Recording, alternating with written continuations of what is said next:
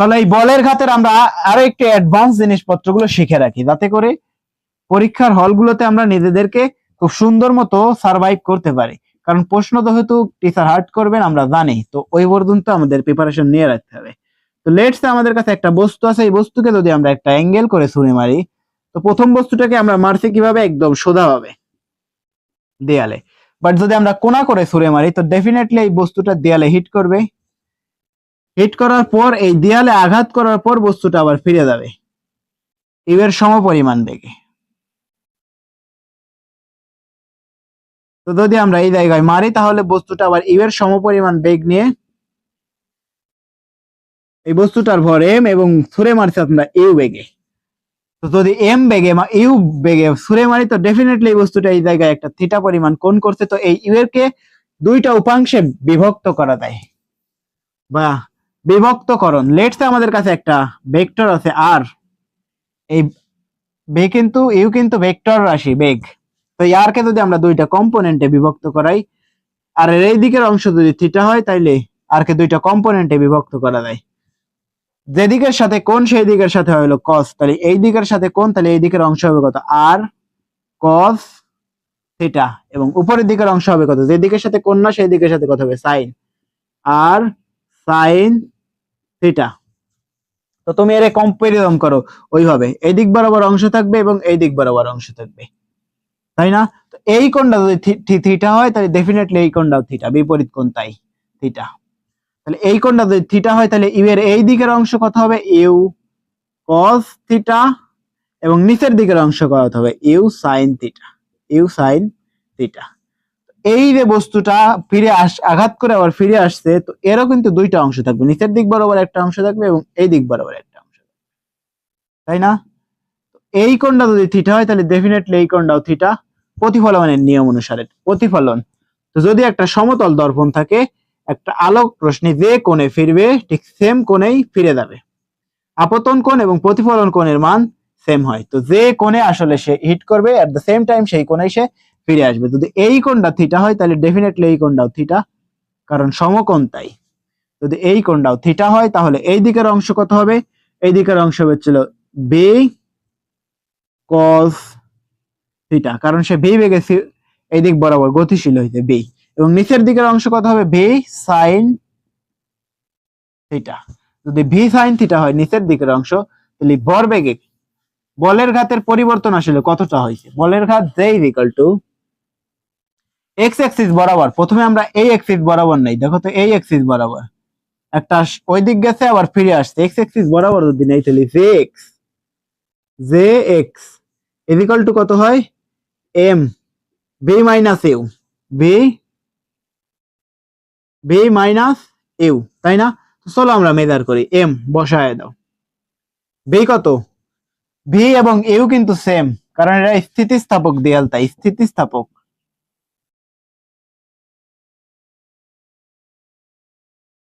এই দেয়ালটা একটা স্থিতিস্থাপক দেয়াল, তাই যে বেগে ছুড়ে মারবো ঠিক সেম বেগে ফিরে আসবে।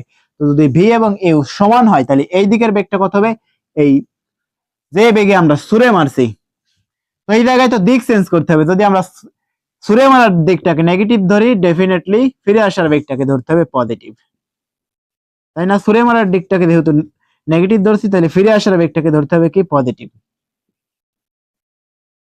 তো পজিটিভ বসাই, দেখো তো শেষ বেগ কত, ভি, ভি কত হয়েছে, ভি কস থিটা, এই দিক বরাবর উপাংশ কত হয়েছে, ভি কস থিটা, ভি এবং ইউ কিন্তু সেম, তার মানে ইউ কস থিটা মাইনাস এই যে ভি, ইউ কিন্তু নিজেও নেগেটিভ, শুরুতেই সে negative, negative u cos theta, তাই না?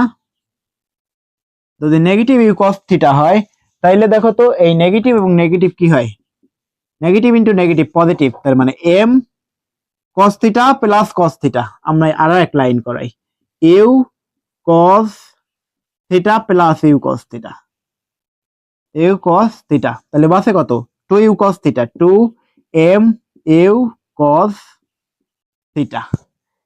এই গেল অ্যাঙ্গেল করে যদি ছুঁড়ে মারি এক্স অ্যাক্সিস বরাবর হয়, তো এটা তো একটা ভেক্টর রাশি, এই এক্স অ্যাক্সিস বরাবরও যাবে না, ওয়াই অ্যাক্সিস বরাবরও যাবে না, সে যাবে কোনটা, এক্স অ্যাক্সিস এবং ওয়াই অ্যাক্সিস এর মাঝ বরাবর, লব্ধি বরাবর। তো সে যদি নিচের দিকের অংশটাকে আমরা কাউন্টে নেই, তার মানে j y, j y is equal to কত হয়, দেখো তো এম বি মাইনাস ইউ, বসায় দাও, এম কে এমই রাখো। এই জায়গায় কি আর দিক পরিবর্তন হয়েছে, উপরের ডাউন নিচের দিকে, এইটাও নিচের দিকে। যদি নিচের দিকে হয় তাহলে বেগের কোনো দিকের কোনো পরিবর্তন হয় নাই, তার মানে পজিটিভ নেগেটিভের কোনো কারবার নাই। তার মানে u sine theta minus u sine theta কত হয়, minus u sine theta minus u sine theta মানে কত, জিরো। তার মানে এম এর সাথে যদি জিরো গুণ করাই পুরোটাই কত হয়, zero. J y is equal to zero. তো এই দুইটাকে যদি আমরা যোগ করাই দেই, যোগ করাইলেই তো আমরা পেয়ে যাবো লব দিয়ে R is equal to root over J X square plus J Y square, তাই না? এই ওয়াই কিন্তু জিরো, আর এই এক্স এর স্কোয়ারে বসাইলে আমরা পাই কত, two m u cos square theta, two m u cos square theta, তাই না? তো এই স্কোয়ার আর রুট কাটা, তাহলে বাসে কত, two m you cos theta.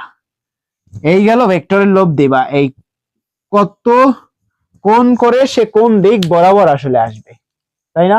এই আমরা পেয়ে যাবো। যদি আমরা একটা কোণে ছুঁড়ে মারি, থিটা কোণে ছুঁড়ে মারি, তাহলে সে কত বেগ বরাবর কোন দিকে কত বেগে ফিরে আসবে, তাই না? কত বেগে ফিরে আসবে, two m you cos theta. তো এই জায়গায় যদি আমরা থিটা এর মান দিয়ে দিতাম, তাইলেই কিন্তু আমরা ম্যাথ গুলো পেয়ে যাইতাম।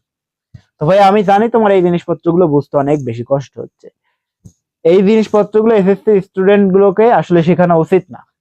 কারণ এই জিনিসপত্রগুলো কেন শেখাচ্ছি, কারণ এই কোশ্চেনের স্ট্যান্ডার্ড আসলে ওই পর্যন্ত নিয়ে গেছেন টিচার, আসলে না শিখায় কাজ নাই, তো শেখাইতেই হবে। কারণ পরীক্ষার হলে যদি তুমি না পারো তাইলে তো আসলে সমস্যা। তো তোমাকে পারতে হবে, আর এর জন্য এই জিনিসপত্রগুলো শিখতে হবে, কষ্ট করে হলেও শিখতে হবে। আমি জানি এইগুলো এসএসসি স্টুডেন্টকে শেখানো ঠিক না, তারপরেও তোমাকে শেখানো হচ্ছে। কেন শেখানো হচ্ছে, কারণ কোশ্চেনটা তো তোমাকে পারতে হবে, অন্তত পাসটা তো করতে হবে। ভালো রেজাল্ট করতে হলে তোমাকে এই কোশ্চেন গুলো পিক করতে হবে। তো ওই পর্যন্ত আমি তোমাকে শেখায় রাখবো, যাতে করে তুমি পরীক্ষার হলগুলোতে ভালো রেজাল্ট করতে পারো, ওই পর্যন্ত আমি তোমাকে শেখাবো। বাট এই পর্যন্ত গ্রহণ করার মতো ক্যাপাবিলিটি তোমার লাগবে। এতে করে কি করতে হবে, তোমাকে শুধুমাত্র ধৈর্য ধরে ক্লাসগুলো দেখতে হবে এবং প্রত্যেকটা ক্লাস নোট ডাউন করতে হবে নিজের হাতে। আমরা কিন্তু অনেকটা সময় এরকম দেখি যে ভাইয়া ক্লাস করাচ্ছেন, আমি শুধুমাত্র ফোনটাকে টেবিলে রেখে দিয়ে দেখতেছি। এতে করে কিন্তু তোমার খুব একটা বেশি লাভ হবে না। কেন লাভ হবে না, দেখো তো, যে আমরা কিন্তু সবাই জানি যে একবার লেখা 10 বার পড়ার সমান। তো দেখো তো, কেউ যদি তোমার খাবারটা খেয়ে দেয় তাইলে কি তোমার খাওয়া হবে? ডেফিনেটলি না। তো তোমাকে নিজের হাতে যদি আমরা কাজ করি, ওই যে একটা কথাই আছে না, মেহনতে মায়া বাড়ে। তো তুমি যদি কোনো একটা জিনিসের প্রতি মায়া বাড়াইতে চাও, তো ডেফিনেটলি তোমাকে ওই জিনিসটা নিজের হাতে করতে হবে এবং সেই কাজে মেহনত করতে হবে, তাইলেই না ফলাফলটা পজিটিভ হবে। তো তুমি কিভাবে শুধু অন্যের জিনিসপত্রগুলোকে দেখেই নিজের জিনিসপত্রকে কভার আপ করতে চাও, চলো আমরা একটা স্টোরি শেয়ার করি এই ভার্চুয়াল মিডিয়ার যুগে। তো আমরা না এই ভার্চুয়াল মিডিয়া ইউজ করতে করতে এতটা ইউজড হয়ে গেছি যে আমরা জীবনটাকে নিয়ে ওইভাবে চিন্তা করি যে দিস ইজ সিম্পল ডিফারেন্স। তো তোমার জীবন এবং ইউটিউবের মাঝের পার্থক্যটাও কিন্তু আমরা জানি না। তো ওইভাবে চিন্তা করতে হবে তোমাকে যে this is simple difference between a live আর ইউটিউব। জীবন এবং ইউটিউবের মাঝে বেশ কিছু পার্থক্য আছে। তো চাইলে এই ইউটিউবে কার্সরটারে টাইনার সামনে যাওয়া যায় অথবা পিছনে যাওয়া যায়, বাট জীবনে কি ওই সুযোগটা আছে, বা লাইফে কি ওই সুযোগটা আছে যে চাইলেই আমরা সময়টাকে ঠেকায় আজ থেকে 1 বছর পূর্বে আমার সাথে কি হয়েছিল এই মুহূর্তে আমরা টাইম ট্রাভেল করে তা দেখে আসতে পারবো? পারবো না। অথবা আজ থেকে 1 বছর পরে এই মুহূর্তে আমার সাথে কি হবে সেই জিনিসপত্র কি আমরা এই মুহূর্তে টাইম ট্রাভেল করে তা দেখে আসতে পারবো? ডেফিনেটলি না। তো জীবনটা কিন্তু ভার্চুয়াল গেম না যে একবার মরলে আবার শুরু। জীবনটা কিন্তু সেই পুরোনো দিনের বিটিভি সাদা কালো টিভির মতো, চাইলেই আটকে স্কিপ করা যায় না, আর চাইলেই রাত 10টার সংবাদকে টেনে দিয়ে অনুষ্ঠানের বাকি অংশ দেখা যায় না। আমরা না ভার্চুয়াল মিডিয়া ইউজ করতে করতে এতটাই ইউজড হয়ে গেছি যে চাইলেই সামনে যেতে পারি অথবা চাইলেই পিছনে যেতে পারি, এইভাবে জীবনটাকে নিয়ে চিন্তা করি। ডেফিনেটলি না। জীবনটা কিন্তু ভার্চুয়াল গেম না যে একবার মরলে আরো একবার শুরু। Life is just only one clue. তো ওইভাবে চিন্তা করো। তোমার এই 3 মাস পরে তুমি যদি হাজার কান্না করো যে আমার যদি কেউ খুব সুন্দরভাবে আর একবার লাইফে যদি আর একবার চান্স দিত যে আমি এই 3 মাসকে আরো একবার পিছনে টাই না আমার সময় দিত, তাহলে আমি আমার নিজেরে একদম নিংড়াইয়া দিতাম, আমার সর্বোচ্চটা দিয়ে চেষ্টা করতাম ভালো রেজাল্ট করা বা ভালো কিছু করা। বাট এই সময়টা চলে যাওয়ার পরে তোমার আর কেউ এই সময়টাকে ফিরিয়ে এনে দিতে পারবে না। দুনিয়াতে কেউ নাই যে তোমাকে এই সময়টাকে ফিরিয়ে এনে দিতে পারে। তুমি যদি শত কান্না করো তারপরেও হবে না। তো তোমাকে বলে রাখছি ভাইয়া, তুমি চেষ্টা করো। দেখছো না, মানুষ যদি চেষ্টা করে দুনিয়ার সবকিছুকে ওভার করে দিতে পারে। তার বহু এক্সাম্পল কিন্তু তুমি দেখছো।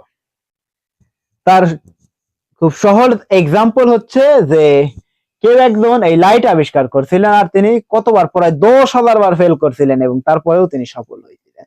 তো সফলতার গল্পটা কিন্তু খুবই সোজা, তোমাকে বারবার ফেল করতে হবে, আর যদি বারবার ফেল করতে পারো তাইলেই তুমি কিন্তু সফল হতে পারবে। এমনটা না যে তোমার লাইফে এমন কোন একটা দিন আসবে যে যেই দিনে তোমার লাইফের সবকিছু এট এ টাইম একেবারে ঠিক হয়ে যাবে, এমন কোনো দিন আল্লাহর দুনিয়ায় কখনোই হয় নাই, আর তোমার লাইফেও আসবে না। এইটা মাথায় রেখেই তোমাকে এগিয়ে যেতে হবে। চলো আমরা এই জিনিসটাকে আরো একবার দেখে নেই। আমি জানি না আমি কি বলছি, আমি একটু বেশি বলে ফেলছি হয়তোবা, তাই না ভাইয়া? চলো আমরা দেখে নেই জিনিসপত্রগুলোকে, যে যদি আমরা একটা বস্তুকে ইউ বেগে ছুঁড়ে মারি একটা কোণ করে, থিটা কোণ করে, তাইলে ডেফিনেটলি এই বস্তুটা দেয়ালে গিয়ে হিট করবে, এবং যে কোণে আমরা ছুঁড়ে মারছি ঠিক সেই কোণেই সে ফিরে যাবে। কারণ কি? কারণ প্রতিফলনের নিয়ম অনুযায়ী যে কোণে আঘাত করবে দেয়ালের এট দ্য সেম টাইম সেই কোণেই ফিরে যাবে। যদি সেই কোণে ফিরে যায়, তো এই যে যদি কোণা করে ছুঁড়ে মারি আমরা কোনো বস্তুকে, তাহলে ডেফিনেটলি তাকে উপাংশে বিভক্ত করতে হবে। এক্স অ্যাক্সিস বরাবর একটা অংশ থাকবে এবং ওয়াই অ্যাক্সিস বরাবর একটা অংশ থাকে। তো এক্স অ্যাক্সিস বরাবর অংশ কত হয়? ইউ কস থিটা, এবং ওয়াই অ্যাক্সিস বরাবর থাকে হচ্ছে u sine theta. At the same time এই নিচের অংশ ফিরে আসার অংশ কত হয়? এই কোণটা থিটা, এই দিকের অংশ কত হবে? ভি সাইন থিটা, ভি কস থিটা, এবং নিচের দিকের অংশ হচ্ছিল ভি সাইন থিটা। তো বলের ঘাতের একক পরিবর্তন কি? বলের ঘাত যে equal to m v minus m u divided by m u. তো এই জায়গায় থেকে আমরা এম বসাইছি, m you cos theta minus minus u cos theta, তার মানে মাইনাসে মাইনাসে গুণ করা হয় যায় প্লাস, তাহলে u cos theta plus u cos theta, 2 u cos theta, 2 M U cos theta আমরা একবারে লিখছি। এরপরে যদি আমরা ওয়াই অ্যাক্সিস বরাবর উপাংশ নেই, তাইলে তো আর দিক সেম, যদি দিক সেম হয় তাইলে এর কোনো ভ্যালু থাকে না, তাইলে জে ওয়াই দাঁড়ায় কত? 0। তো শেষ পর্যন্ত দাঁড়ায় কত? 2 এম ইউ কস থিটা। তো তুমি যদি এই জায়গা থেকে মানগুলো দিয়ে দিতে, লেটস সে থিটা এর মান কত? 30 degree. At the same time কত বেগে আমরা ছুঁড়ে মারছি? আদিবেগ কত? 20 মিটার পার সেকেন্ড, এবং এই বস্তুর ভর কত? 1 কেজি, 1 কেজি। 1 কেজি ভরের একটা বস্তুকে আমরা ছুঁড়ে মারছি। চাইলেই তো আমরা এই জায়গায় থেকে খুব সুন্দর মতো এই ঘাত বলের মানটা বের করে ফেলতে পারতাম, তাই না? এই জায়গায় থেকে মান আমরা কত পাইতাম? যে আর ইজ ইকুয়াল টু, অথবা J is equal to 2 M U cos theta, 2 M U cos theta, 2 M কত? 1, ইউ কত? 20, এবং কস কত? কস 30, কস 30। তুমি মানগুলো বসাই দিলে হিসাব করবে, খুব সুন্দর মতো ফলাফল পেয়ে যাবে। এই গেল আমাদের দ্বিতীয় টপিক, বলের ঘাত এবং ঘাত বল একেবারে শেষ। এরপরে আমরা দেখবো ছিল ঘর্ষণ বল।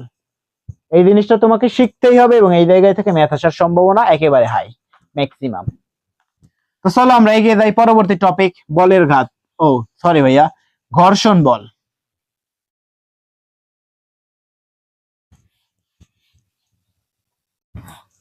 সবার বুঝতে পারছি সবকিছু?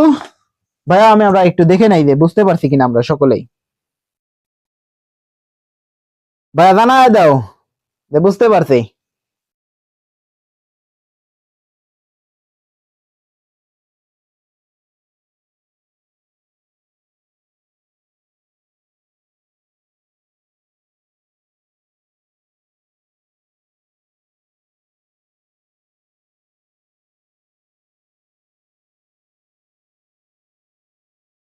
হুমায়রা মারজান, সোহানা,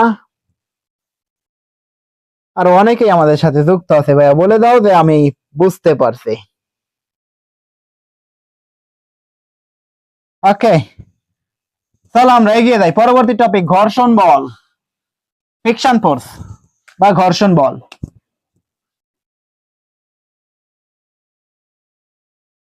ঘর্ষণ বল বা ফ্রিকশন ফোর্স। তো ঘর্ষণ বল কি? তো লেটস সে আমাদের কাছে একটা বস্তু আছে, এই বস্তুর উপরে আমরা এফ পরিমাণ বল প্রয়োগ করছি একদম সারফেস বরাবর, হরিজন্টাল লাইন বরাবর এই বস্তুর উপরে আমরা একটা বল প্রয়োগ করেছি, অ্যাপ্লাইড ফোর্স এফ।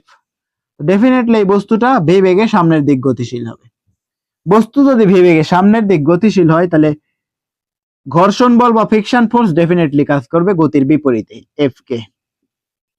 বস্তু যদি গতিশীল হয় সামনের দিকে তাহলে ঘর্ষণ বল বা ফ্রিকশন ফোর্স কাজ করবে গতির বিপরীতে। বস্তু গতিশীল সামনের দিকে, ঘর্ষণ বল বিপরীত দিকে। তো এই বস্তু ডেফিনেটলি ভূমির উপর বা গ্রাউন্ড ফ্রেম এই সারফেসের উপর একটা বল প্রয়োগ করবে, কতটুকু এমজি এর সমপরিমাণ বল প্রয়োগ করবে। এবং এই বস্তুর প্রতিক্রিয়া বল জেনারেল রিঅ্যাকশন ফোর্স আর একদম উপরের দিক বরাবর। তো এই কেসে আর কত হয়, এই এমজি কে ব্যালেন্স করবে কত আর। এই কেসে আর ইজ ইকুয়াল টু কত হয় এম জি। আমরা জানি কি ঘর্ষণ বল F K is equal to mu K into R. তো এই কেসে আর ইজ ইকুয়াল টু কত mu K R is equal to MG. F K is equal to mu K আর এই মিউ কে ইনটু আর, আর এই কেসে R is equal to MG. এই গেল প্রথম কেস, কেস নাম্বার 1। এবার আমরা দেখবো দ্বিতীয় কেস। ভাই তোমার বোঝা উচিত, চলো আমরা আরেকবার দেখে নেই।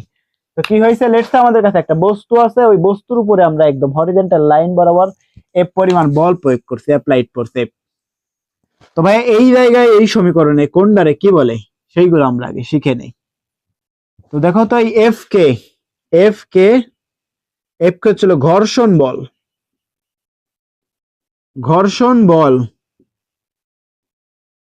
এফ কে ঘর্ষণ বল, মিউ কে ঘর্ষণ গুণাঙ্ক,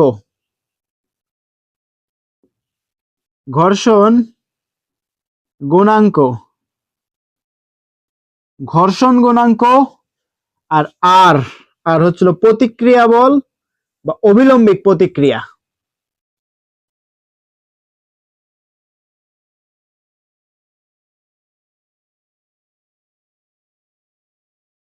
অবিলম্বিক প্রতিক্রিয়া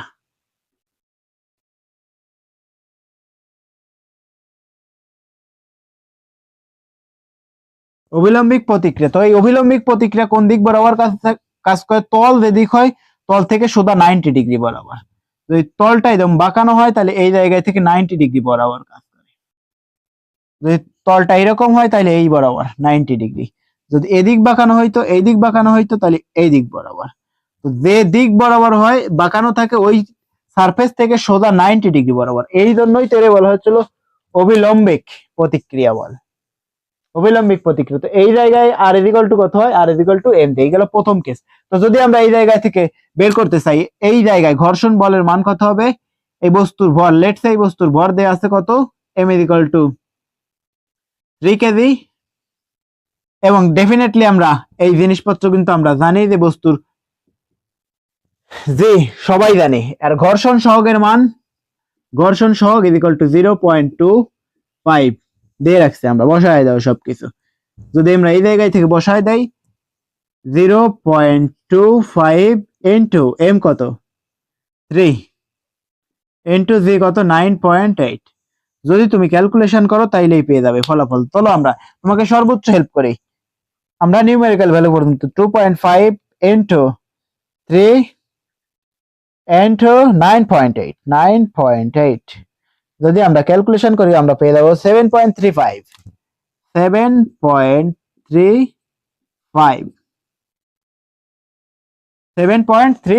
এই পেয়ে যাবো আমরা ঘর্ষণ বলের মান। এই সারফেস বরাবর যদি আমরা এই পরিমাণ বল প্রয়োগ করি তাহলে এই জায়গায় ঘর্ষণ বলের মান কত হবে 7.35।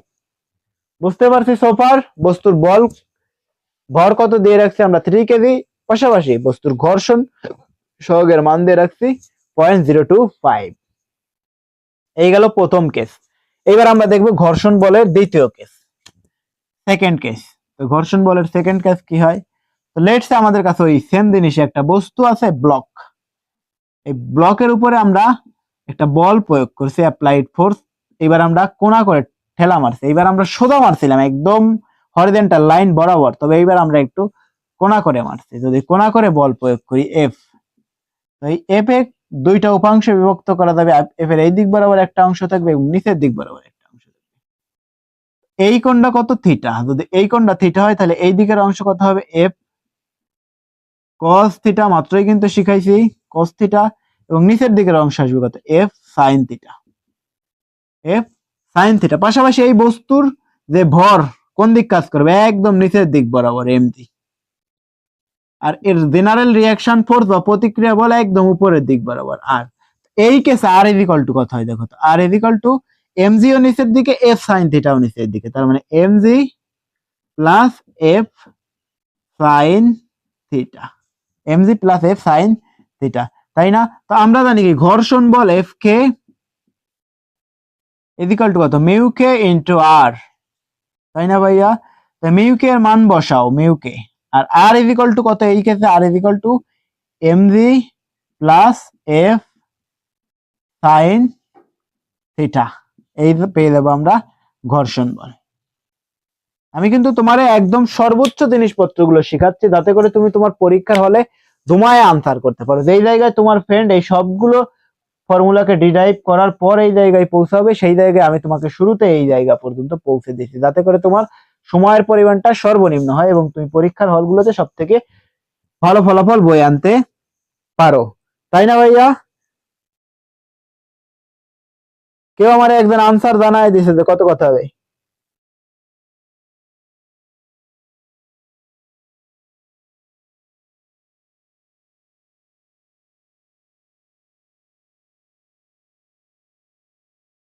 এই তো আলহামদুলিল্লাহ ভালো আছি।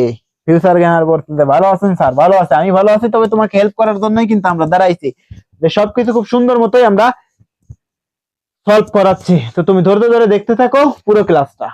তো দেখছো না এই জায়গায় কি হয়েছে, যে যদি আমরা একটা বস্তুকে এফ পরিমাণ বলে একটা কোণা করে ঠেলা দেই, ঠেলা বল, তো যদি ঠেলা বল দেই তাহলে এই বস্তুটার প্রতিক্রিয়া বল বা general reaction force R equal to MG plus F sine theta. কেন?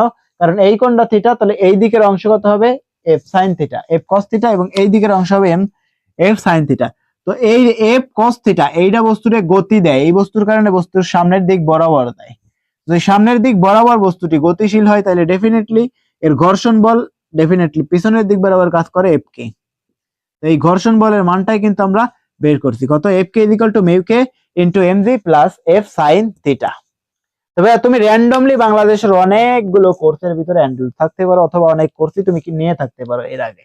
জানি না আমি তোমার সে কতদূর পড়াইছেন, বাট আমি চেষ্টা করব আমার সর্বোচ্চ দাঁড়িয়ে যাতে করে তুমি এগিয়ে থাকো সবার উপরে। তো চলো আমরা এগিয়ে যাই পরবর্তী টপিকের দিকে। এই গেল সেকেন্ড কেস। এইবার আমরা দেখব তৃতীয় কেস। ঘর্ষণ সহগের এই পর্যন্ত সীমাবদ্ধ আমরা থাকি, এরপরে আর টিচার অ্যাঙ্গেল করে মারবেন না। তো এই পর্যন্তই আমরা সীমাবদ্ধ থাকি। বাট এইবার আমরা দেখব যে এই ঘর্ষণ সহগ থেকে ডেফিনেটলি একটা কোশ্চেন আসছে রাজশাহী বোর্ডে, তো এই জিনিসটাকে দেখে রাখতে হবে আমাদের। তো লেটস সে আমাদের কাছে একটা সারফেস আছে, এটা হচ্ছে ইনক্লাইন সারফেস। এই কোণটা থিটা যদি হয়, তো এই বস্তুর উপরে একটা, এই সারফেসের উপরে আমরা একটা বস্তু রাখছি, এই বস্তুর ভর ডেফিনেটলি এম। তো ডেফিনেটলি এই বস্তুটা এই সারফেসের উপরে 90 ডিগ্রি বরাবর একটা বল প্রয়োগ করবেন, কতটুকু? এমজি। যদি সে 90 ডিগ্রি বরাবর নিচের দিকে, ভর কোন দিক বরাবর কাজ করে? একদম সারফেস বরাবর নিচের দিকে, এটা একদম সারফেস বরাবর নিচের দিকে কাজ করে। তাহলে ভিতরের দিকের একটা অংশ থাকে এবং এই নিচের সারফেস বরাবর একটা অংশ থাকে, সারফেস বরাবর এই দিক বরাবর একটা অংশ থাকে। এই কোণটা যদি থিটা হয় ডেফিনেটলি এই কোণটাও থিটা। বা এই জিনিসটা তুমি মনোযোগ দিয়ে শিখো, এই জায়গায় থেকে অলরেডি কোশ্চেন আসছে। এই কোণটা যদি থিটা হয় তাহলে ডেফিনেটলি এই কোণটাও থিটা। তাহলে এই দিকের অংশ কত হবে? MG cos theta. কেন? কারণ যে দিকের সাথে কোণ সেই দিকের সাথে কস। এই দিকের অংশ হবে এমজি কস থিটা, আর এই দিকের সাথে অংশ কত হবে? যে দিকের সাথে কোণ না সেই দিকের সাথে হবে কি? সাইন। এই দিকের অংশ হবে এমজি সাইন থিটা। এই বস্তুর প্রতিক্রিয়া বল জেনারেল রিয়াকশন ফোর্স ডেফিনেটলি একদম এই বস্তুর সারফেস থেকে উপরের দিক বরাবর আর 90 ডিগ্রি বরাবর উপরে। এবং এই বস্তুকে যদি এফ পরিমাণ বল উপরে প্রয়োগ করা যায় তাইলেই তো এই বস্তু উপরের দিক থাকবে। তো কথা হচ্ছে যে এই জায়গায় ঘর্ষণ গুণাঙ্কের মান কত হবে? তো যদি বস্তু এই দিক বরাবর গতিশীল হয় তাহলে বল যদি আমরা এই দিক বরাবর প্রয়োগ করি, গতিশীল যদি এই দিক বরাবর হয় তাহলে ঘর্ষণ বল কাজ করবে কোন দিক? উপরের দিক বরাবর, এফ কে। আর যদি বস্তুটা উপরের দিক বরাবর গতিশীল হয় তাহলে ঘর্ষণ বল কাজ করবে কোন দিকে? নিচের দিকে। তো তাই না, এই জায়গায় থেকে দেখো যে আর ইজ ইকুয়াল টু কত হয়? R is equal to M G cos theta. তাই না, আমরা জানি কি ঘর্ষণ বল F K is equal to mu K into R, তাই না? আর এই কেসে আর কত? মিউ কে আর কত? R is equal to M G cos theta, M G cos theta. এই পাওয়া যাবো আমরা হচ্ছিল ঘর্ষণ বল এই কেসে। এই কোশ্চেনটা রাজশাহী বোর্ডে অলরেডি সেট করছেন টিচার। তো তুমি দেখতে পারছো ভাইয়া কতদূর পর্যন্ত টিচার গেছেন? অনেক বেশি দূর পর্যন্ত গেছেন। তো টিচার যতদূর পর্যন্ত গেছেন আমরা ওর থেকে বেশি দূর পর্যন্ত পড়বো, যাতে করে এই বছরগুলোতে যদি এর থেকে বেশি হার্ড কোশ্চেন করে তাতে করে সেগুলো আমরা খুব সুন্দর মতো সমাধান করতে পারি। তো সোফার কিভাবে কাজ করে জিনিসটা? তো লেটস সে একটা সারফেস আছে, এটা একটা ইনক্লাইন সারফেস। তো ওর উপরে আমরা একটা বস্তু রাখছি যার ভর এম। তো এই বস্তু যদি ওর উপরে রাখি ডেফিনেটলি এই বস্তুর ভর এই সারফেস বরাবর 90 ডিগ্রি বরাবর নিচের দিক বরাবর কাজ করবে। বস্তুর ভর কতটুকু? এম দিয়ে এর সমপরিমাণ বল প্রয়োগ করবে। যদি এম দিয়ে এর সমপরিমাণ বল প্রয়োগ করে তো এই বস্তুটা তো আর নিচের দিক বরাবর নেমে আসতে পারতেছে না একদম সোজা। তো তাহলে সেই দিক বরাবর যাবে, তাহলে একে দুইটা কম্পোনেন্টে বিভক্ত করতে হবে। তাহলে ভিতরের দিকের অংশ থাকবে এম, যে cos থিটা, এই এম জি কে যদি আমরা দুইটা কম্পোনেন্টে ভাগ করাই তো এই দিকের এই কোণটা যদি থিটা হয় এই কোণটাও থিটা হবে। খুব সুন্দর মতো প্রমাণ করা যায়, ওই পর্যন্ত আমরা এখন যাচ্ছি না। যে এই কোণটা থিটা হয় তাহলে এই কোণটাও থিটা হবে। যদি এই কোণটা থিটা হয় তাহলে এই দিকের অংশ হবে হচ্ছে এম জি cos থিটা আর এই দিকের অংশ হবে এম জি sin থিটা। এই জায়গায় জেনারেল রিঅ্যাকশন ফোর্স বা সাধারণ প্রতিক্রিয়া বলে একদম 90 ডিগ্রি বরাবর উপরে। তো এই জায়গায় এমজি cos থিটাকে ব্যালেন্স করে কি আর, এই আর কে ব্যালেন্স করে হচ্ছে এমজি cos থিটা। আর আমরা জানি ঘর্ষণ বল F K equal to mu K into R equal to MG cos theta. এই কেসে সবকিছুই কিন্তু আমরা জানি। এফ কে ঘর্ষণ বল, এফ কে এই এফ কে এর পরিচয় কি? ঘর্ষণ বল। ঘর্ষণ বল মিউ কে হচ্ছিল ঘর্ষণ গুণাঙ্ক বা ঘর্ষণ সহগ। ঘর্ষণ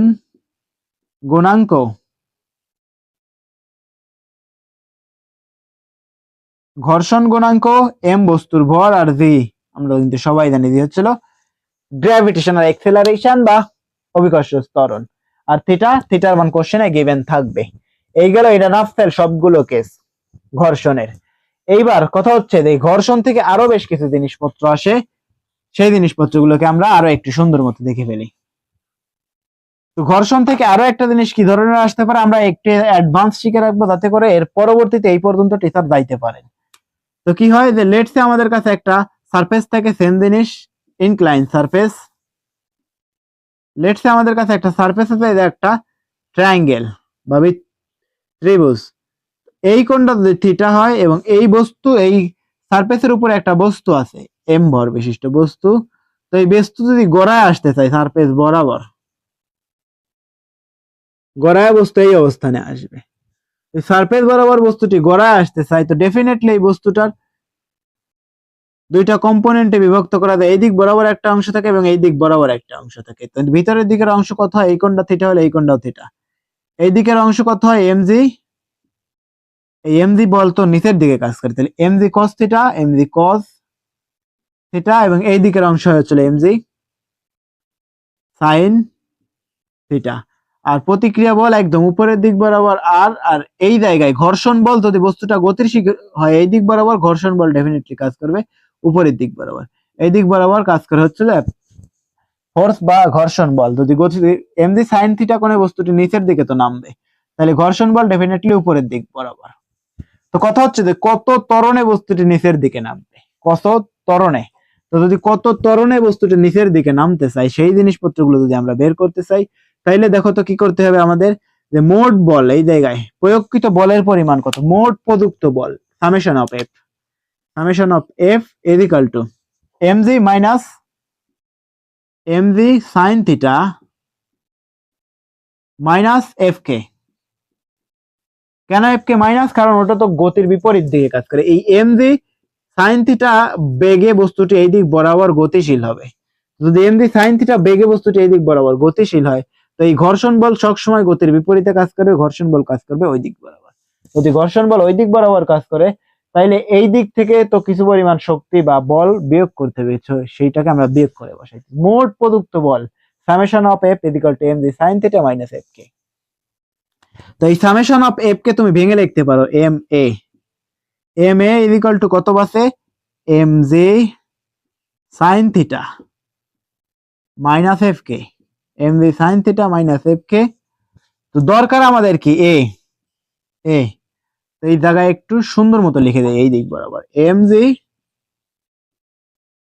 sign theta minus F K. দরকার আমাদের কি এ, যদি এ দরকার হয় এম দ্বারা ভাগ করাই দাও, M G sine theta minus F K divided by M. এই পেয়ে যাবো আমরা কত ত্বরণে বস্তুটি নিচের দিক বরাবর গড়ায় আসবে। তো চলো এই জায়গায় থেকে আমরা ম্যাথ সেট করি।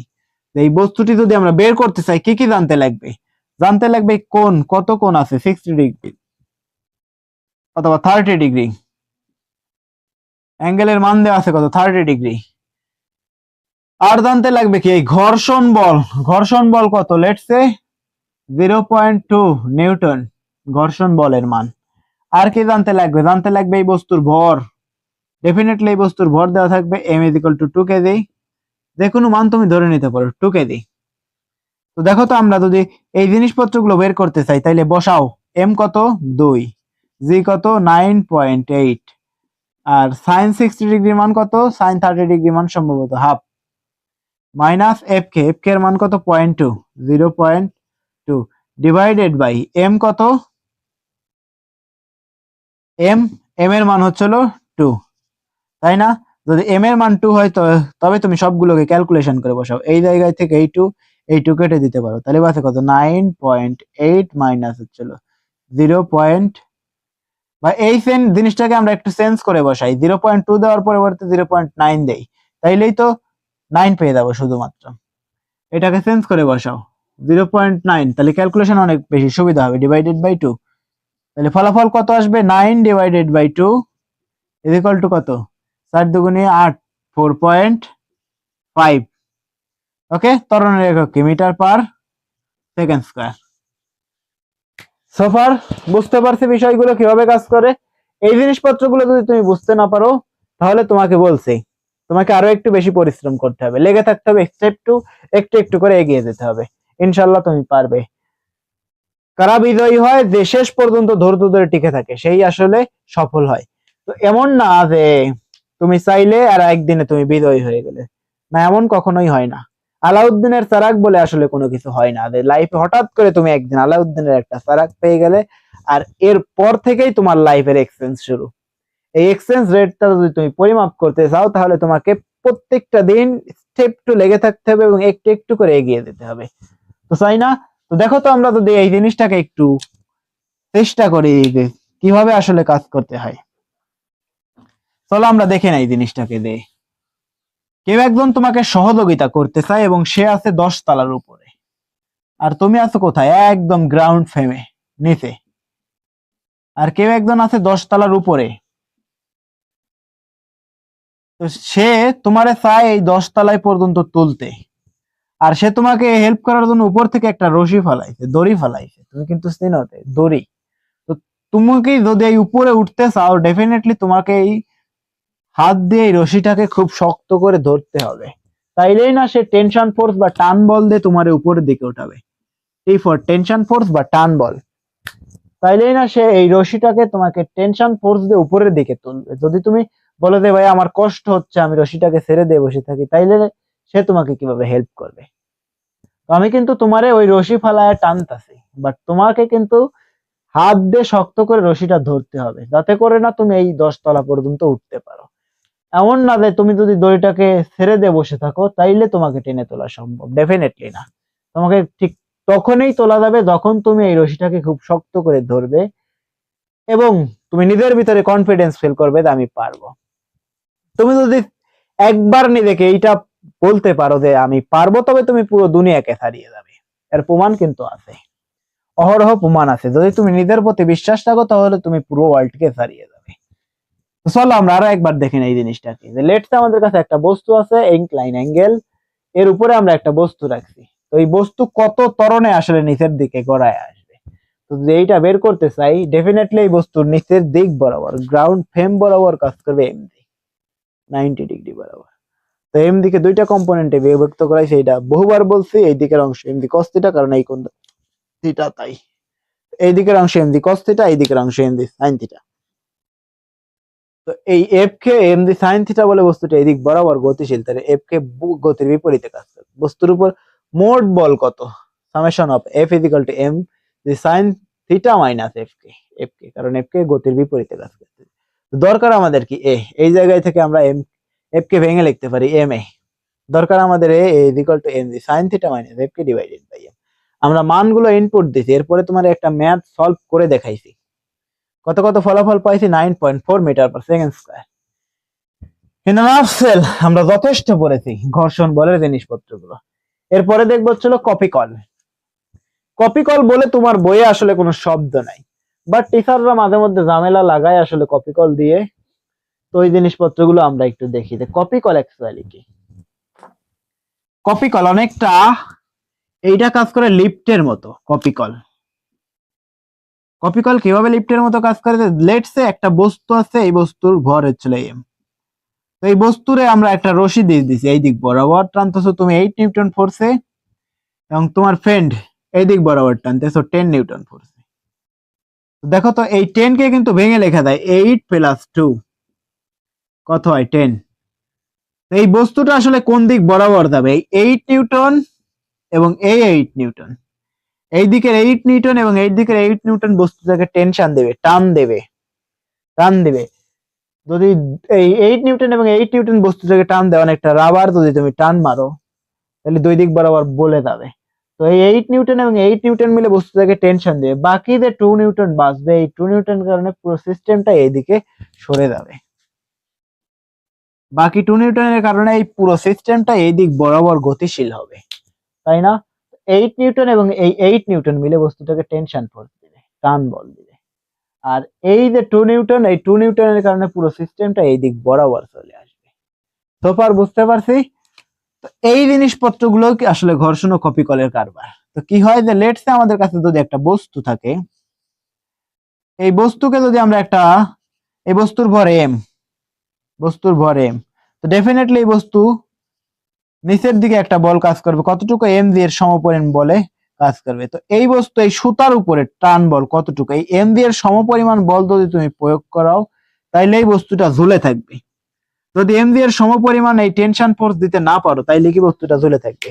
তো এই কলমটাকে যদি আমরা ঝুলায় রাখতে চাই তাহলে এই কলমে যতটুকু ভার তার সমপরিমাণ বল উপরের দিক দিতে হবে, তাইলে না কলমটা ঝুলে থাকবে। আর যদি না দেই তাহলে কি হবে, ছেড়ে দিলে পড়ে যাবে। ওই সেম জিনিসপত্রগুলো, টেনশন ফোর্স তোমাকে কতটুকু দিতে হবে, যতটুকু বল ভর আছে অথবা বল নিচের দিকে আছে, ঠিক সেম পরিমাণ বল তুমি যদি উপরের দিকে দাও তাইলেই কেবল এই বস্তুটা এই জায়গায় স্থির থাকবে। ওরাই বলা হচ্ছিল ঘর্ষণ। কপি কলের জিনিসপত্রগুলো এইভাবেই সেট করে কোশ্চেন, যে কতটুকু টেনশন ফোর্স নিচের দিকে আছে ওই পরিমাণ সেম পরিমাণ টেনশন ফোর্স আমরা উপরের দিকে দেব। তো এই জিনিসপত্রগুলো থেকে আমরা বেটার থিঙ্কিং করতে পারি। আমি তোমার ওই পর্যন্ত পড়াচ্ছি না, কারণ ওইগুলো তোমার নাই। যদি তোমার ওইগুলো থাকতো তবে আমরা আরো খুব মজা করে ক্লাসটা নিতে পারতাম। এই জিনিসপত্রগুলো না থাকার কারণেই আসলে বেশি সমস্যা হচ্ছে, যে এইগুলো তোমার সিলেবাসের অন্তর্ভুক্ত না। তো লেটস দেখো তো, যদি কোনো একটা বস্তু সুতায় বেঁধে বৃত্তাকার পথে ঘোরানো যায়, এই বস্তুর সর্বনিম্ন বিন্দুতে ভর কত থাকে, নিচের দিক বরাবর এম জি, সুতার টেনশন ফোর্স কত, উপরের দিকে। আর এই বস্তুটি যখন একদম উপরে পৌঁছায় তখন এই বস্তুর টেনশন ফোর্স কোন দিকে, নিচের দিকে, তাই না, এই জায়গায়। তো এইটাকে যদি আমরা টি ওয়ান ধরি, এইটাকে ডেফিনেটলি টি টু ধরবো। তো এই বস্তু এই দিক বরাবর যদি গতিশীল হয় তাহলে এই দিক বরাবর একটা অংশ থাকবে এবং এই দিকের বরাবর আরো একটা অংশ থাকবে। তো কোনো বস্তু যদি বৃত্তাকার পথে ঘুরতে চায় তাহলে ডেফিনেটলি তার কেন্দ্রের দিকে এম ভি স্কয়ার বাই আর এই পরিমাণ কেন্দ্রমুখী বল লাগবে, অথবা এম ওমেগা স্কয়ার আর, এম ওমেগা স্কয়ার এম দ্বারা ভাই, এই জায়গায় থেকে আমরা লিখতে পারি হচ্ছে এম ওমেগা আর। কিভাবে এই ওমেগা কিভাবে আসে, আমরা যদি কৌণিক বেগের সাথে, এই জিনিসপত্রগুলো তোমার নাই, যে কৌণিক বেগের সাথে আর গুণ করাইলে রৈখিক বেগ পাওয়া যায়। তো রৈখিক বেগ কত? V is equal to R omega. তো এই জায়গায় যেহেতু বি স্কোয়ার আছে, বি স্কোয়ার আছে, আর ওমেগা হয় না, আর ওমেগা, তো যদি বি স্কোয়ার হয় তাহলে ওমেগা স্কোয়ার আর স্কোয়ার, তাই না? তো তুমি যদি এই জায়গায় এই ফর্মুলায় বসাইতে, এম ভি এর পরিবর্তে কি লিখতা? আর স্কোয়ার ওমেগা স্কোয়ার, এই বেটা ওমেগা স্কোয়ার ডিভাইডেড বাই আর। এই জায়গায় থেকে একটা আর, এই জায়গায় থেকে একটা আর কাইটা দিতা, তাই না? যদি এই জায়গায় থেকে একটা আর ওই জায়গায় থেকে একটা আর কাইটা দিতা, তাইলে তোমার কাছে কি বাঁচতো? এম ওমেগা স্কোয়ার, এই জায়গায় শুধুমাত্র একটা আর বাঁচতো, নিচে একটার উপরে একটা কাইটা গেলে বাঁচতো কত? এম ওমেগা স্কোয়ার আর। তো তুমি এই জায়গায় বসাইতে পারো ওইটার পরিবর্তে এম ওমেগা স্কোয়ার আর। তো এই ওমেগা হচ্ছিল কৌণিক কম্পাঙ্ক, কত বেগে আসলে গতিশীল অথবা কৌণিক বেগ। এই জিনিসপত্রগুলো তোমার নাই, তো এইগুলো তোমার পড়ায় লাভ আছে? কোনো লাভ নাই। তোমাকে ওই পর্যন্ত আমি পড়াইছি ঘর্ষণ অপিকলের, যেগুলো তোমার দরকার। যেগুলো তোমার দরকার নাই অতদূর পর্যন্ত আসলে আমরা জ্ঞান ফলাবো না, এগুলোকে আমরা স্কিপ করে দেবো। যে পর্যন্ত দরকার ওই পর্যন্ত, যতটুকু দরকার তার থেকে বেশি পড়াইছি। কেন পড়াইছি? কারণ কোশ্চেনের প্যাটার্ন হাই, এই কারণে আমরা একটু বেশি পড়ে রাখছি। শেষ। আর এই যে স্থিতিস্থাপক সংঘর্ষ এবং অস্থিতিস্থাপক সংঘর্ষ, এই দুই অধ্যায়ই পড়তে হবে। বল এবং গতি, বল এবং গতি এই দুইটা জিনিস মেজর তোমার বইয়ের জন্য। বিশেষ করে এই বল অধ্যায়ের জন্য স্থিতিস্থাপক সংঘর্ষ এবং অস্থিতিস্থাপক সংঘর্ষ লাগবেই লাগবে, এবং এই জায়গায় থেকেই সবগুলো ম্যাথ আসে। তো প্রথমেই আমরা দেখবো স্থিতিস্থাপক সংঘর্ষ। এর আগে কিন্তু আমি একবার পড়াইছি এই জিনিসটা, তবে আমরা আরো একবার পড়াবো। অস্থিতিস্থাপক সংঘর্ষ,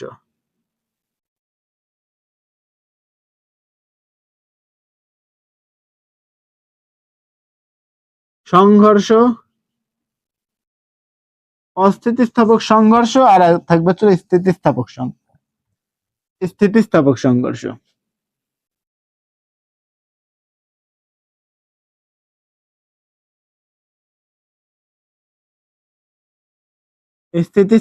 সংঘর্ষ, এটা শর্ট ঘ, সংঘর্ষ। যদি অস্থিতিস্থাপক সংঘর্ষে শুধুমাত্র ভরবেগ সংরক্ষিত থাকে এবং অস্থিতিস্থাপক সংঘর্ষে দুইটাই সংরক্ষিত থাকে। এই জায়গায় সংরক্ষিত থাকে হচ্ছে m1 u1 plus m2 u2 equal to, শেষ ভরবেগ সেম থাকে m1। তো চলো আমরা ওই এক্সাম্পল গুলো নিয়ে তোমারে দেখাই। তো লেটস সে আমাদের কাছে একটা বস্তু থাকে, হরিজন্টাল লাইন বরাবর এই সারফেসের উপরে একটা বস্তু থাকে m। এই বস্তুর উপরে অ্যাপ্লাইড কৃত ফোর্সের পরিমাণ থাকে F। এতে করে বস্তুটি x পরিমাণ সরে, s পরিমাণ সরে বস্তুটি A থেকে B তে পৌঁছায়।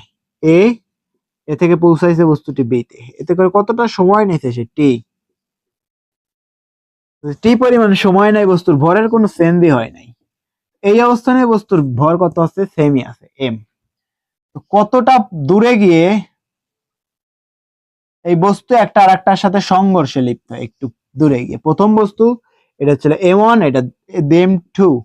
প্রথম বস্তুর আদিবেগ থাকে হচ্ছে u1 এবং দ্বিতীয় বস্তুর আদিবেগ থাকে u2। সংঘর্ষের পরে ভর সেমই থাকে m1 m2,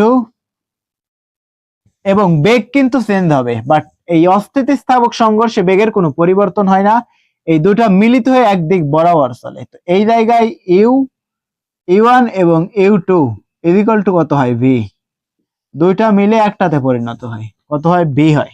শেষ বেগ কত হয়ে যায়? v। কারণ এই জায়গায় গতিশক্তির সংরক্ষণশীলতা খাটে না, তাই দুইজনে মিলে একদিক বরাবর চলে। এই জায়গা থেকে শেষ বেগ বের করার কোনো ফর্মুলা নাই, দুটো যখন মিলিত হয় তখন মিলিত বেগ বের করা যায়।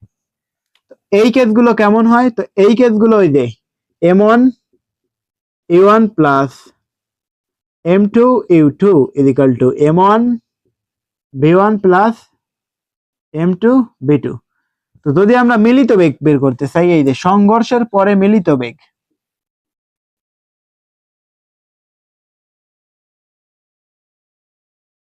পরে মিলিত বেগ, সংঘর্ষের পরে মিলিত বেগ অ্যাকচুয়ালি কত হয়? তো এই ভি এবং ইউ কত কত হয়েছে? যে ভি এইটাকে আমরা ইউ ধরছি, বাট এটা v1 এবং v2 সেমই থাকবে না, v1 v2 মিলে হয়ে যাবে কত v। তো যদি এই যে জিনিসপত্রগুলো সেম থাকে তাহলে m1 a1 plus m2 u2 is equal to কত হয় m1 b plus m2 v। তুমি এই জায়গায় থেকে b কমন নেবে, কমন নিয়ে কত হবে m1 a1 plus m2 u2 is equal to কত হয় m v কে ডাইরেক্ট কমন নাও v m1 ওর বেটা m1 প্লাস m2, তাই না? যদি আমরা b কে বের করতে চাই ডাইরেক্ট m2 দ্বারা ভাগ করে দাও, m1 প্লাস m2 দ্বারা ভাগ করে দাও, তাহলে ফলাফল কত আসে m1 a1 plus m2 u2 divided by m1 plus m2। এই গেল প্রথম স্থিতিস্থাপক সংঘর্ষ। এই জায়গায় ভরবেগ সংরক্ষিত থাকে, বাট গতিশক্তির সংরক্ষণশীলতা কাজে দেয় না। তো কোশ্চেনে তোমার দিবে যে নিচের কোনটি, যদি এরকম দেয় যে অস্থিতিস্থাপক সংঘর্ষে কি হয় যে সংঘর্ষ হওয়ার পরে মিলিত হয়ে একই বেগে সামনের দিক বরাবর গতিশীল হয়। যদি সামনের দিক বরাবর গতিশীল হয় তাইলে এই কেসে কি হয় যে যদি সামনের দিক বরাবর গতিশীল হয় এবং দুইটা মিলে একই বেগে চলে, সেই ক্ষেত্রে অস্থিতিস্থাপক সংঘর্ষ। আর অস্থিতিস্থাপক সংঘর্ষে ওই যে শক্তির সংরক্ষণশীলতার নীতি মেনে চলে না, কারণ শেষ ভরবেগ প্রথম গতিশক্তি এবং শেষের গতিশক্তি কিন্তু এই জায়গায় কাজে দেয় না, শুধুমাত্র ভরবেগের সংরক্ষণশীলতাই কাজে দেয়, তাই না? তো সোফার এই পর্যন্ত কিন্তু আমরা শিখে ফেলছি। এবারে আমরা দেখবো চলো স্থিতিস্থাপক সংঘর্ষ। স্থিতিস্থাপক সংঘর্ষ কি? লেটস সে ওই সেম জিনিসই, দুইটা বস্তুই থাকে, সংঘর্ষের পরে এদের বেগ চেঞ্জ হয়। তো শুরুতে বস্তু থাকে m1, এর বেগ থাকে হচ্ছে v1 e1 এবং আরো একটা বস্তু থাকে m2 এর বেগ v কত u2। তো সংঘর্ষের পরে এদের বেগ চেঞ্জ হয়, সংঘর্ষের পরে প্রথম বস্তুর ভর m1, দ্বিতীয় বস্তুর ভর কত m2, এবং প্রথম বস্তুর বেগ হয়েছিল v1 এবং দ্বিতীয় বস্তুর বেগ হচ্ছিল v2।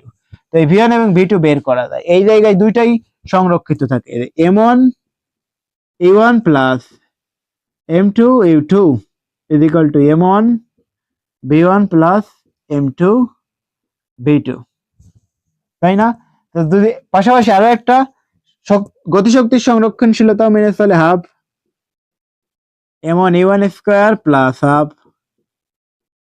m2 u2 এর square equal to half m1 v1 square plus half m2 v2 এর স্কয়ার। তাই দুইটাকে যদি সলভ করাই তাইলেই আমরা পেয়ে যাবো শেষ বেগ বের করার ফর্মুলা, এই v1 এবং v2 কত কত। ওই জিনিসপত্রগুলো তোমার শেখার দরকার নাই, অনেক বড় ফর্মুলা, তুমি শুধু শিখে রাখো যে v1 এবং v2 কত কত হবে। বের করার জন্য তোমাকে একদম শর্ট ফর্মুলা শিখাই দিচ্ছি। যদি তুমি v1 বের করতে চাও তো এই জায়গায় বসাবে e1, যদি v2 বের করতে চাও তো শুরুতেই বসাবে u2, দুইটাতেই একটা করে টান দেবে, প্লাস দিবে, এই জায়গায় বসাবে e1 বসাইছে, এই জায়গায় u2 বসাও, এই জায়গায় u2 বসাইছে, এই জায়গায় u1 বসাও। এরপরে নিচে সবগুলোরে m1 প্লাস m2 লিখে দাও, m1 প্লাস m2 সব জায়গায় m1 plus m2 m1 plus m2 m1 plus m2। এরপরে যদি তুমি প্রথম বস্তুর বেগ বের করতে চাও তাহলে প্রথম বস্তুর ভর থেকে দ্বিতীয় বস্তুর ভরকে বিয়োগ করে বসাও, m1 মাইনাস m2, আর এই জায়গায় দ্বিতীয় বস্তুর ভরের দ্বিগুণ বসায় দাও, m2। যদি প্রথম বস্তুর বেগ বের করতে চাই তাহলে প্রথম বস্তুর ভর থেকে দ্বিতীয় বস্তুর ভরকে বিয়োগ করে বসাবো এবং এই জায়গায় দ্বিতীয় বস্তুর ভরের দ্বিগুণ বসাবো, তাহলে এইটা তো তার বিপরীত হওয়া উচিত। এট দ্য সেম টাইম তুমি প্রথমটা মনে রাখলে এটাকে রিভার্স করে দিবে, এই জায়গায় রিভার্স করলে কত হবে m2, তাহলে দ্বিতীয় বস্তুর ভর থেকে আমরা প্রথম বস্তুর ভরকে বিয়োগ করাবো এবং এই জায়গায় প্রথম বস্তুর ভরের দ্বিগুণ বসায় দেবো, ফিনিশ। এই পেয়ে যাবো আমরা v1 এবং v2 কত কত হবে। আমরা যথেষ্ট পড়েছি, এরই মাধ্যমে আমাদের সম্পূর্ণ জার্নিটা শেষ হলো, পুরো গতি অধ্যায়টা আমরা শেষ করে ফেলতে পারছি, তাই না ভাইয়া? কিভাবে কাজ করে দেখো তো। প্রথমে স্থিতিস্থাপক সংঘর্ষে শুধুমাত্র গতিশক্তি, শুধুমাত্র ভরবেগ সংরক্ষিত থাকে, তো ভরবেগ থেকে আমরা মিলিত বেগ বের করতে পারি, ওই জায়গায় থেকে আলাদা আলাদা v1 এবং v2 বের করতে পারি না। বাট এই ক্ষেত্রে স্থিতিস্থাপক সংঘর্ষের ক্ষেত্রে কি হয়, আমরা দুইটাকেই বের করতে পারি। এই জায়গায় গতিশক্তির সংরক্ষণশীলতা মেনে চলে, দ্য সেম টাইম সে ভরবেগের সংরক্ষণশীলতা মেনে চলে। যদি দুইটাই মেনে চলে তো এই দুইটাকেই যদি আমরা সলভ করাই দেই তাইলেই আমরা এই ভি ওয়ান এবং ভি টু কত কত হবে, সংঘর্ষের পর প্রথম বস্তুর বেগ কত হবে এবং দ্বিতীয় বস্তুর বেগ কত হবে, এই দুইটাকেই আমরা পেয়ে যাবো। তো যদি আমরা দুইটাকে মনে রাখতে চাই তাহলে আমরা কি বসাবো, প্রথমে ভি ওয়ান এবং ভি টু দুইটাকে বসাবো। যদি আমরা প্রথম বস্তুর বেগ বের করতে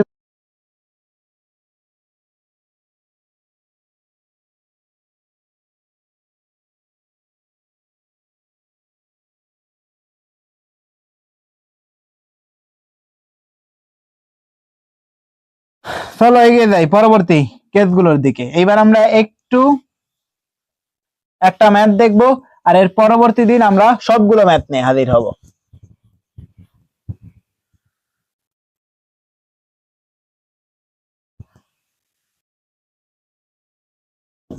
আগামী